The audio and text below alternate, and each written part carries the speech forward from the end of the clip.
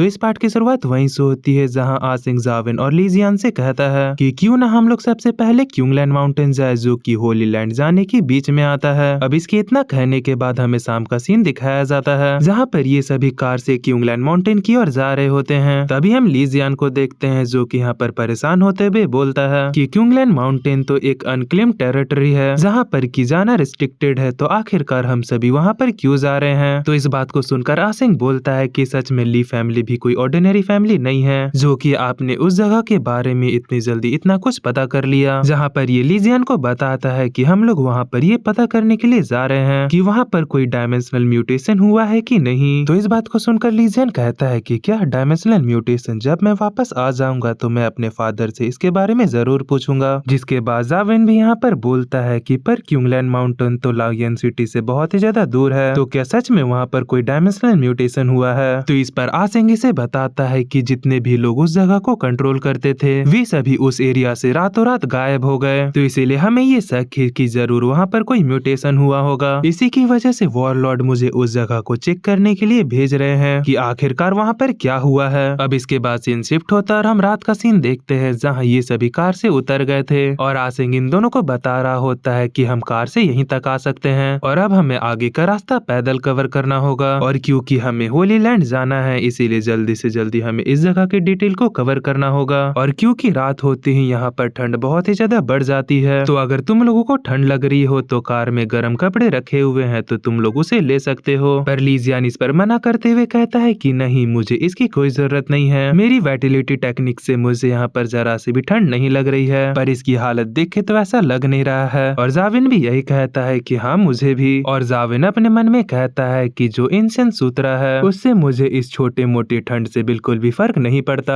अब जाविन ये सब सोच ही रहा होता है कि तभी हम इसके सर पर एक छोटे से चूजे को देखते हैं जो कि चुई चुई कर आकर सीधे जाविन का सर पर बैठ जाता है और बैठने के बाद मानो इसे बहुत ही ज्यादा अच्छा लग रहा हो। अब इसके बाद नेक्स्ट सीन में हम देखते हैं जहाँ पर ये सभी आग जलाकर एक जगह पर बैठे हुए थे, जहाँ पर लीजियन जाविन का मजाक उड़ाते हुए बोलता है कि लगता है कि ये चूजा तुम्हें बहुत ही ज्यादा पसंद करता है। जिसके बाद ये उस चूजे को छूते हुए बोलता है कि आखिर ये किस तरीके का पंछी है, मैंने आज से पहले ऐसा पंछी कभी नहीं देखा। और वहीं पर सामने आसिंग इसकी क्लास को चेक करने की कोशिश कर रहा था लेकिन वे बार बार फेल हो जा रहा था। ये यहाँ पर सोचते हुए बोलता है कि मुझे समझ में नहीं आ रहा है कि आखिर ये किस क्लास का है और पता नहीं क्यों मेरी टेक्निक बार बार यहाँ पर फेल हो जा रही है, पर चाहे जो भी हो ये सेफ है क्योंकि इसने अभी तक हमें हार्म नहीं किया है। तभी लीजियान इसे देखते हुए बोलता है कि आखिर क्या वजह है जो कि ये जाविन के सर पर बैठी हुई है। जिसके बाद ये उस चूजे को छूते हुए बोलता है कि ये बहुत ही ज्यादा अजीब है, मैं इसके साथ यहाँ पर कुछ भी कर लूँ इसे यहाँ पर बिल्कुल भी गुस्सा नहीं आ रहा है, और सच बताओ तो ये बहुत ही ज्यादा सॉफ्ट भी है और ये जाविन के सर पर ऐसे बैठ गया है जैसे कि जाविन इसका घोंसला है। तो क्यों ना ऐसा करे कि जाविन इसे अपना पेट बना ले। पर जाविन इससे कहता है कि इसके साथ खेलना बंद करो और इसे मेरे सिर से हटाओ। जिसके बाद ये इस चूजे को अपने सर से हटाते हुए कहता है कि पहले से ही मेरे घर में बहुत सारे मुफ्तखोर हैं जो कि लेटकर सिर्फ खाना खाते हैं और अब ये भी आकर मुझसे चिपक रहा है। और इतना कहकर जाविन इस चूजे को जमीन पर रख देता है। अब ये चूजा भी यहाँ पर बहुत ही ज्यादा हैरान होता है कि तभी ये तेजी से चू चू करते हुए जाविन के टी शर्ट के अंदर घुस जाता है और अंदर कांपने लगता है। अब जाविन भी इसे यहाँ पर महसूस कर बहुत ही ज्यादा हैरान था और इसे छूते हुए अपने मन में कहता है कि शायद इसे यहाँ पर बहुत ही ज्यादा ठंड लग रही है। अब ये देख कर लीजियन यहाँ पर कहता है कि ये चूजा जाविन से ऐसे चिपक गया है जैसे कि ये इसका साथी हो। लेकिन जहाँ तक कि मुझे याद है कि ऐसे डायमेंशनल क्रिएचर जो कि बर्ड जैसे होते हैं वे हमेशा अपने पेरेंट्स के साथ रहते हैं, तो आखिर ये जाविन से क्यों चिपक रहा है। तो इस पर आसिंग हंसते हुए कहता है कि हो सकता है कि ये जाविन को अपना पेरेंट समझ रहा हो। तभी लीजियन आगे बोलता है कि पर इस तरीके के ब्लड लाइन वाले अब जन्म से ही बहुत ही ज्यादा स्ट्रॉन्ग नहीं होते थे। तो इस पर आसिंग इससे बोलता है कि ज्यादातर नहीं, कि मिलिट्री ने ये बात पता लगाया है कि ज्यादातर जो स्ट्रॉन्गेस्ट डायमेंशनल क्रिएचर होते हैं वे बचपन में बहुत ही ज्यादा कमजोर हुआ करते हैं। और क्या जो तुम्हारी टीचर थी वे तुम्हें लॉन्ग्यू माउंटेन नहीं ले गई थी। तो इस बात को सुनकर लीजियन को याद आता और बोलता है कि हाँ आपने सही कहा, मैंने वहाँ पर देखा था। लेकिन जाविन यहाँ पर उस चूजे से बहुत ही ज्यादा परेशान था। ये उसे बाहर निकालते हुए कहता है कि आखिरकार ये मुझसे इतनी ज्यादा क्यों चिपक रही है, ऐसा तो नहीं है कि इसे मेरी बॉडी से कुछ मिल रहा हो। लेकिन तभी से कुछ याद आता और ये बोलता है कि एक मिनट, ऐसा नहीं हो सकता कि क्या ये चूजा मेरे अंदर से निकलने वाले इंसेंस सूत्रा को महसूस कर पा रहा है। तभी लीजियन जाविन से पूछता है कि आखिर तुमने अपनी बकरी का क्या किया। तो जाविन इस पर कहता है कि क्या वे मैंने तो उसे वांग लू को उसका ख्याल रखने के लिए दे दिया था। तो इस बात को सुनकर ली जियान अपने मन में कहता है कि क्या तुमने उसे वांग लू को दे दिया, कहीं ऐसा ना हो कि वे इस चीज को लेकर बहुत ही ज्यादा पछताए। पर जाविन को यहाँ पर इसकी कोई भी बात समझ में नहीं आ रही थी। तभी आसिंग इन दोनों से कहता है कि किसी भी डायमेंशनल एरिया में रात में जाना बहुत ही ज्यादा खतरनाक हो सकता है, तो इसीलिए आज रात भर हम लोग यहीं पर रेस्ट करेंगे और जब सुबह हो जाएगा तो हम लोग वहाँ पर जाएंगे। अब इसके बाद हमें अगली सुबह का सीन दिखाया जाता है, जहाँ पर आसिंग ने एक एडवांस गॉगल पहना हुआ था, जिससे कि उसे इस जगह के बारे में पता चल रहा था और वे इसी में इस जगह की डिटेल को भी कवर कर रहा था। ये तीनों यहाँ पर धीरे धीरे कर आगे बढ़ रहे थे और जो वे चूजा था वे अभी भी जाविन के साथ ही था, जो कि जाविन के आगे उड़ रहा था। जो देखकर जाविन कहता है कि ये अभी भी हमारा पीछा कर रहा है। तो ली जियान इस पर कहता है कि नहीं, अगर मैं सही कहूँ तो ये सिर्फ तुम्हारा पीछा कर रहा है। तभी वे चूजा थक जाने के बाद फिर से जाविन के सर पर आकर बैठ जाता है। तभी ली जियान यहाँ पर उबासी लेते हुए कहता है कि मुझे यहाँ पर बहुत ही ज्यादा बोरियत फील हो रही है। सच बताओ तो मुझे यहाँ पर ऐसा लग ही नहीं रहा है कि मैं किसी डायमेंशनल स्पेस के अंदर हूँ, क्योंकि अभी तक हम लोग के सामने एक भी डायमेंशनल क्रिएचर नहीं आया है। तो इस बात को सुनकर आसिंग यहाँ पर हंसते हुए कहता है कि ये ऐसा इसलिए है क्योंकि मैंने अपनी प्रेजेंस को यहाँ पर चारों तरफ फैला कर रखा है, जिसकी वजह से किसी डायमेंशनल क्रिएचर के अंदर इतनी हिम्मत नहीं हो रही है कि वे यहाँ हम लोग के सामने आए। पर अगर तुम लोग यहाँ पर बोर हो रहे हो तो अगली बार मैं तुम दोनों को डायमेंशनल एरिया के अंदर ट्रेनिंग कराने ले जाऊंगा। तो इस बात को सुनकर ली जियान यहाँ पर घबराते हुए कहता है कि नहीं नहीं, इसकी कोई जरूरत नहीं है, और मुझे तो ऐसा लगता है कि अगर ये यहाँ पर रहेंगे तो ये तो ड्रैगन वेन्स को भी स्क्रैच कर सकते हैं। तो इस बात को सुनकर जाविन कहता है कि क्या ड्रैगन वेन्स, तुम कहीं क्यूंगलैंड ड्रैगन वेन्स के बारे में तो नहीं ना कह रहे हो, जो कि क्यूंगलैंड माउंटेन के ऊपर रहती है, जिसकी डिसेंडेंट क्यूंगलियन मैथोलॉजी है। तो जाविन की बात सुनकर ली जियान यहाँ पर हैरान होते हुए बोलता है कि क्या सच में तुम इसके बारे में जानते हो? ये झूठ नहीं है, लेकिन ये कहा जाता है कि यहाँ पर कई सारे डायमेंशनल क्रिएचर अपेयर होते हैं जो कि बहुत ही ज्यादा पावरफुल होते हैं। पर क्या तुम्हें सच में ऐसा लगता है कि डायमेंशनल म्यूटेशन होने के बाद भी यहाँ पर कुछ ऐसा होगा? मुझे तो ऐसा नहीं लगता है कि हमें यहाँ पर एक भी डिवाइन विस्ट देखने को मिलेगी। पर ली जियान जैसे ही इतना कहता है यहाँ पर गर्मी बढ़ने लगती है, जिससे कि ये बहुत ही ज्यादा हैरान हो जाता है। अब ये जैसे ही अपने ऊपर देखते हैं, इन्हें ऊपर एक बहुत ही बड़ी फीनिक्स दिखती है, जिसे देखते ही ये सभी यहाँ पर बहुत ही ज्यादा हैरान हो जाते हैं। और ली जियान यहाँ पर हैरान होते हुए बोलता है कि नहीं, मुझे ऐसा नहीं लगता है कि ये कोई लेजेंडरी फीनिक्स है। लेकिन आसिंग यहाँ पर इसे किसी भी तरीके की आवाज निकालने से मना करता है, जिसके बाद ये उस फीनिक्स को देखते हुए कहता है कि इसकी प्रेजेंस बहुत ही ज्यादा स्ट्रॉन्ग है। आखिर इसके जैसा स्ट्रॉन्ग क्रिएचर यहाँ पर क्या कर रहा है? ये सभी तो अपने इलाके में रहते हैं और कभी उसे छोड़कर बाहर नहीं आते थे। हम उस फीनिक्स को देखते हैं जो कि यहाँ पर कुछ ढूंढ रही होती है, और जो वे चूजा होता है वे भी इसे देखकर बहुत ही ज्यादा उड़ रहा होता है, और मानो ये उसे देखकर बहुत ही ज्यादा यहाँ पर खुश हो। तभी जाविन उस फीनिक्स को देखते हुए कहता है कि ऐसा क्यों लग रहा है कि वे फीनिक्स इसी चूजे की ओर देख रहा है। तभी जाविन को उस फीनिक्स के सिर पर इसी चूजे जैसे बहुत सारे और चूजे दिखाई देते हैं, जिसे देखते ही जाविन यहाँ पर बहुत ही ज्यादा हैरान हो जाता है और बोलता है कि ये सभी तो बिल्कुल सेम है। तभी जो वे फीनिक्स होता है वे अपने पंख को फरफराता है, जिससे कि इसका जो चूजा होता है वे उड़कर उसकी ओर जाने लगता है। और ली जियान यहाँ पर ये देखकर घबराते हुए कहता है कि अब मुझसे कोई ये मत कहना कि ये हमें किडनैपर समझेगी। लेकिन हम उस फीनिक्स को देखते हैं जो कि यहाँ पर कुछ भी नहीं करती और उड़ते हुए यहाँ से चली जाती है। अब उसके यहाँ से जाते ही ली जियान यहाँ पर इतना ज्यादा घबरा गया था कि वे वहाँ पर बैठ जाता है, और ये यहाँ पर बैठते हुए कहता है कि ये तो बहुत ही ज्यादा अच्छा हुआ कि वे यहाँ पर हमें बिना कोई नुकसान पहुँचाए यहाँ से चली गई। तो आसिंग इस पर कहता है कि शायद ये इसीलिए हुआ है क्योंकि हमने उसके चूजे को कोई भी हार्म नहीं किया था, और अभी भी हमने उसे देखकर कोई भी उसे हार्म नहीं पहुंचाया था। पर अगर सच में वे अगर यहाँ पर हमसे फाइट करती तो हमें बहुत ही मुश्किलों का सामना करना पड़ता। तो इस पर ली जियान इससे कहता है कि तुम तो मिलिट्री के एक टॉप कमांडर हो, तो क्या उसके बाद भी तुम उसका सामना नहीं कर सकते? तो आसिंग इस पर अपने सर को हिलाते हुए कहता है कि नहीं, बिल्कुल नहीं। जिसके बाद ये आगे बोलता है कि तो बताओ एक डिवाइन वर्ड को देखकर तुम्हें कैसा लग रहा है? तो इस बात को सुनकर ली जियान यहाँ पर हंसने लगता है। तभी दूसरी तरफ हम उस चूजे को देखते हैं। सॉरी, मुझे लगा कि ये अपनी माँ के साथ चला गया है, लेकिन ये यहीं पर है। ये जाविन के टी शर्ट को पकड़कर यहाँ पर खींच रहा होता है कि मानो ये जाविन को कहीं पर लेकर जाना चाहता हो। तभी ली जियान इसे यहाँ पर देखकर जाविन से जाकर पूछता है कि आखिरकार ये अपनी माँ के साथ क्यों नहीं गया।